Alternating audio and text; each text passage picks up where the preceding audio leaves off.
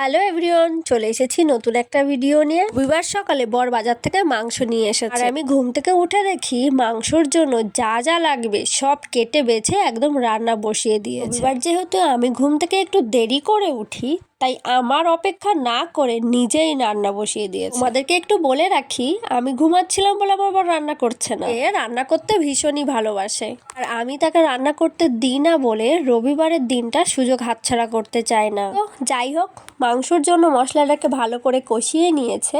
আর দেখো, আর আমার বরের কাছ থেকে শিখে নাও, ঠিক এইভাবেই কিন্তু মাংসের মশলা কিন্তু কষাতে হবে। তারপর যখন দেখলাম পুঁই শাকের ডাঁটা দেবে মাংসের মধ্যে, রীতিমতন তো ছোটখাটো একটা ঝগড়াই হয়ে গেল। আমাকে বলছে পুঁই ডাঁটা দিয়ে আজকে মাংস রান্না করে খাওয়াবো। আচ্ছা, তোমরা কে কে মাংসের মধ্যে এই পুঁই ডাঁটা দাও আমাকে একটু কমেন্ট করে জানিও তো। হ্যাঁ, এইরকম ঘুরিয়ে পেঁচিয়ে ভালো করে মাংস কষাতে হবে, নাহলে কিন্তু মাংস ভালো লাগবে না। তারপর এই টক দই মাখানো মাংসটাকে দিয়ে দিতে হবে।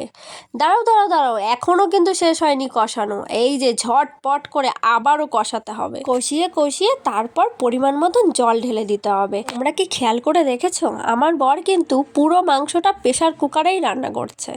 তারপর 5 থেকে 6টা সিটি মারলেই একদম রেডি। দাঁড়াও দাঁড়াও দাঁড়াও, কমেন্টে কিন্তু লিখে যাও আমার বরের এই মাংস রান্নার রেসিপি কেমন লাগলো। তো আজকের মতন ভিডিও এই পর্যন্ত, দেখা হবে নেক্সট ভিডিওতে।